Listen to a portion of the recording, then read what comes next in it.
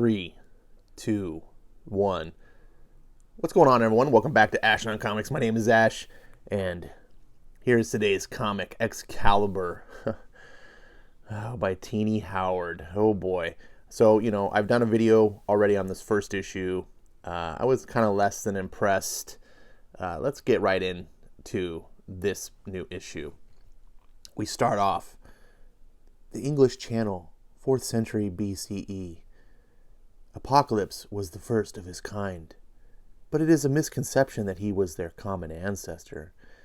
In time, other mutants appeared all over. He went to them because they were scattered. His people did not have a home, not like they do now. These mutants had never heard of Akaba or the people there.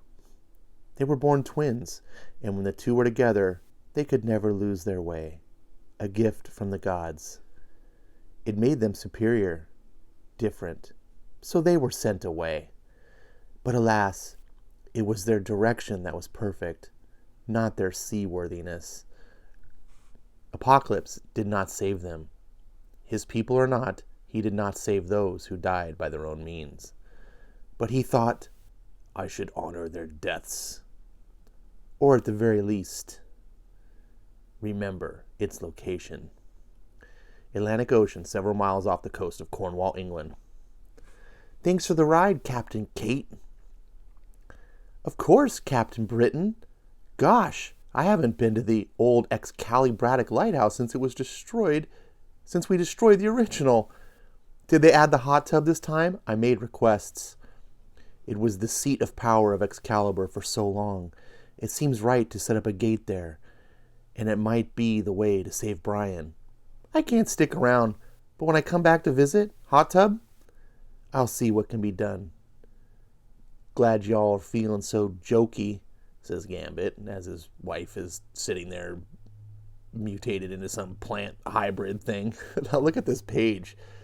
This page accurately sets up for what this book is all about, and it's just a joke. And it's even aware that it's a joke because it has Gambit saying a stupid line like, glad y'all are feeling so jokey. So they're in the middle of this problem. Kitty Pryde, we're interrupted by this white page. Talks about the new nation of Krakoa offers promise of peace to mutant kind, but peace has been hard to come by. Formerly villainous Apocalypse declared his intention to harness mutant magic, but not everyone is convinced, especially since his experimentations seem to put Rogue into a mysterious floral coma. And War, another world, called Brian Braddock into battle against sorceress Morgan Le Fay. But when she possessed Brian, he used the last of his strength to give his twin sister Betsy the Amulet of Right, bestowing upon Betsy the mantle of Captain Britain. We should call her the superior Captain Britain, by the way, because she's a mutant and she's superior. We're being told this. Brian Braddock, just human. He's an inferior Captain Britain. Maybe he can have his own book, just like the unworthy Thor did. So they're on this boat, a stolen boat, of course, and some mer people, I forget what they're called, Selkies, that's what they're called, come out of the water just sort of at random, start attacking them on the boat. They start fighting them off, and apparently with all these powers that they have, they can take on the Russian military, but these Selkies, they can't. So Captain Britain's like, I gotta go, I'll lead them away. And Gambit's like, I'm not leaving Rogue, I've got her, they can't get to me up here. She stands on the cliff. Hiss. And then all of a sudden, Rogue is being levitated. Now, since when did Psylocke, Captain Britain, Betsy Braddock, since when did she have telekinesis? Oh, that's right, never. Never. Nothing matters. Here, climb up off the beach. I'm bringing Rogue in. So where do we put the lighthouse? Where do we put her with no lighthouse? Do we just camp here, tear off a chunk, build a gate, and go home? We'll find a place. She's one of us. Meanwhile, Captain Kate Pryde is sailing away. because whatever. She doesn't got time to help her friends in need. just so stupid. So now all of a sudden, apparently, Betsy Braddock does not have levitation powers, so they have to use their hands and carry Rogue. And then they show up, and she's like super psychotic face that's modern progressive comics. And she's like, who in God's name are those people? So I was expecting to see something crazy. And no, it's just some people in cloaks. That's how you react when you see some people in cloaks. Who in God's name? And so Jubilee's like, no. Careful, Bets. I'm just going to go talk to them. Wait, just a second ago you were like, who in God's name? So they can't be seen apparently to anyone but Captain Britain. And they reveal to her that Mariana Stearns, she's with Morgan Le Fay now, blah, blah, blah. And then all of a sudden, out of nowhere, Rogue's little thing starts growing a new lighthouse. And ta-da! And, yeah. So she's now the lighthouse. Amazing. Then we get this white page that is totally boring and pointless. Man. So now we see these characters just sitting and lamenting in the lighthouse about what they're going to do. Rogue's tangled up. Gambit's like, he's all, I can't deal with Rogue being like this. And all Jubilee can think of is her little baby, which is so stupid that Jubilee has a baby. I want to go get Shogo, actually. You think it's safe to bring him back here? I never should have brought Rogue here. It ain't safe. Oh, it's all Krakoa, isn't it? So now Betsy's getting a little PMS. Easy for you to say. Brian isn't in this realm for you to worry about. Humph. Stupid man. I don't need him mansplaining. I'm going to bed. Good night. Night, Bets. Humph. It's like, come on. Later. Jubilee. Huh? Apparently Jubilee sleeps on a rock with some moss. That can't be comfortable. Can they not have beds? Apocalypse, what are you doing here? Why? You left him with someone on the island for me to find. Give me my baby, she freaks out. Nothing is secret to me, especially not humans lurking in my garden of mutant paradise. Give me... He's so small, so human. I can't move, Shogo. And so it's all a dream, which, if I was sleeping on a rock like that, I'd probably be having bad dreams too. Meanwhile, Betsy's also dreaming, and she meets some fire wolf thing. And it leads her to a special statue of Apocalypse, and she takes something to offer. And then the spirit thing leaves, and she's like, wait, who are you? You can trust me, Betsy. I'm a good girl. What? And then burble. What? And then Shogo's eating Betsy's hair because, haha, so funny. And then we get two girls talking about a baby. This is modern comics. I'm sorry. I had a bad dream. I just had to have him with me. You needed your baby because you had a bad dream? Oh, God. As long as you think it's safe to have him here, I trust you. You're his mother. Yeah, if it gets bad, I'll put him back through the gate, I promise. You pulled Captain Betsy's hair, kiddo. What do you say to that? Shogo! Hee hee hee. Let's go check on Remy. I had some bad dreams, too. Your dream didn't seem that bad. But whatever. Meanwhile, the invisible druids come back, and she's like, enough, I'm going to talk to them. Hail, Captain Britain. And they talk, and they explain that they recognize her being Captain Britain, and that the Akaba are coming, and oh no, here they are, I gotta fight them. So they fight, Then Apocalypse manifests himself, and he's like, yeah, you need some help? I can help you out. And for whatever reason, Betsy hates him, which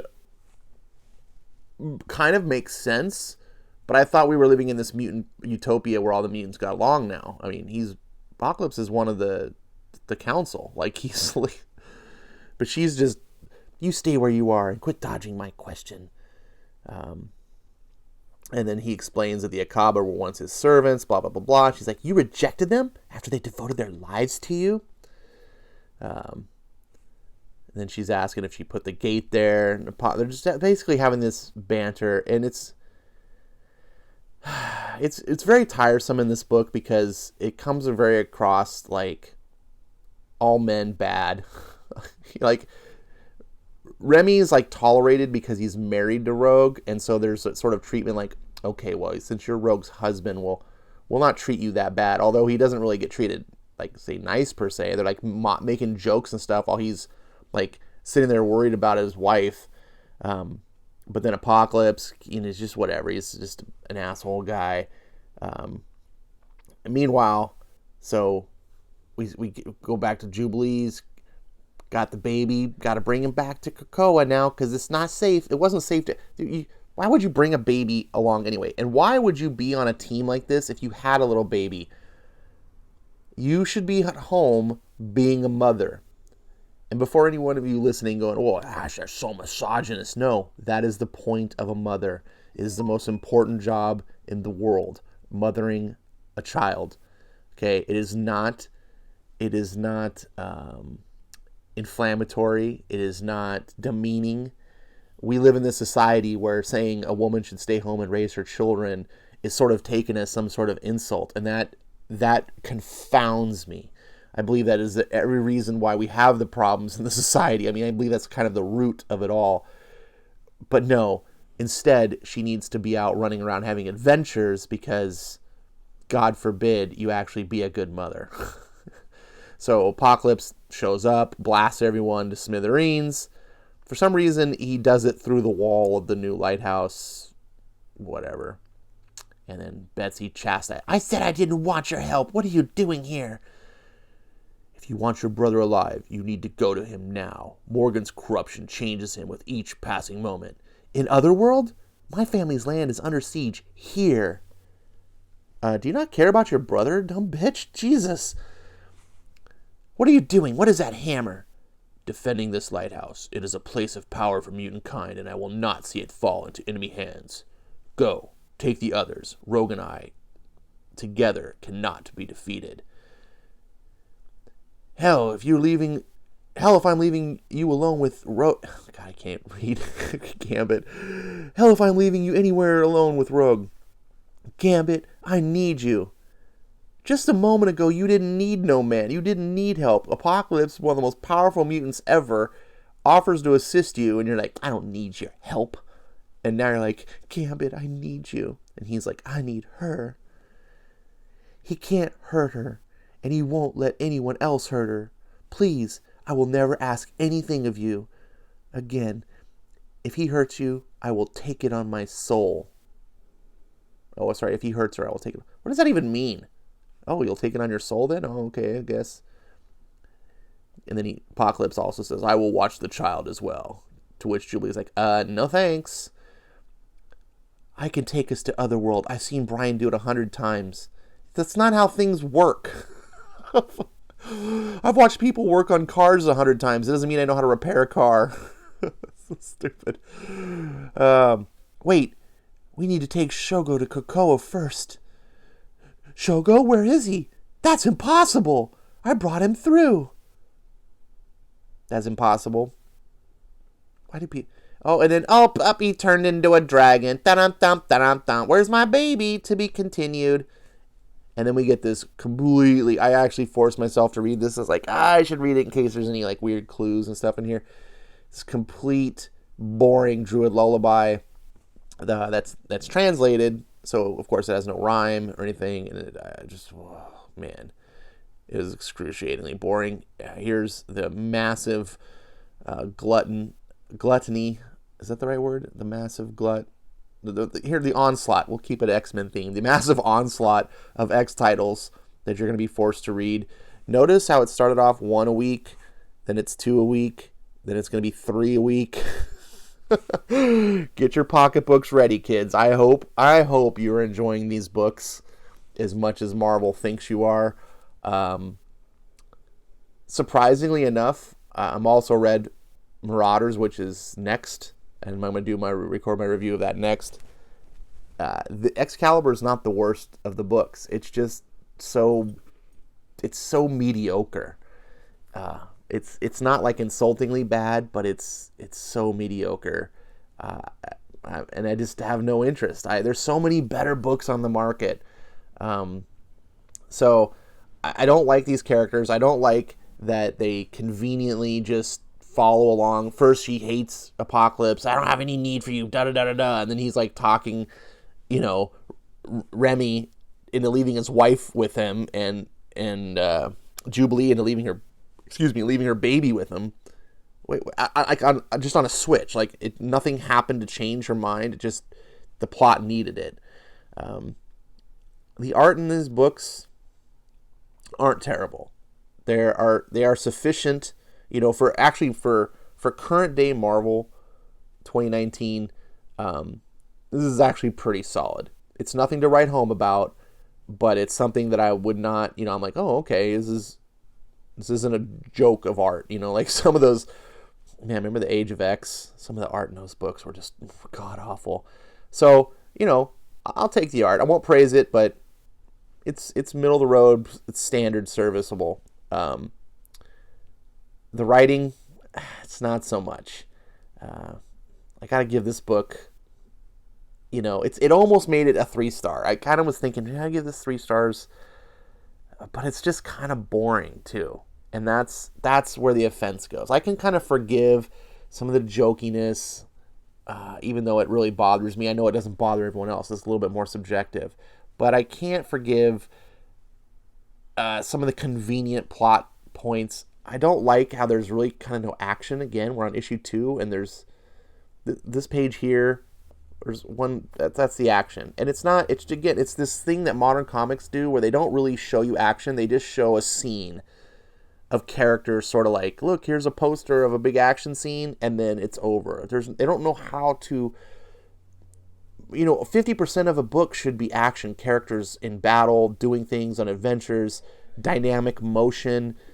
It's just a lot of standing around, sitting around with babies like this. This is no, 2 stars. 2 stars. If you enjoy this book, more power to you. I can't tell you what to enjoy or what not to enjoy, but I can try to steer you clear of bad choices, and I can try to persuade you to what I believe are good choices. In the end, we all have our own tastes. You tell me what you thought about this book. If you think I'm right, think I'm wrong.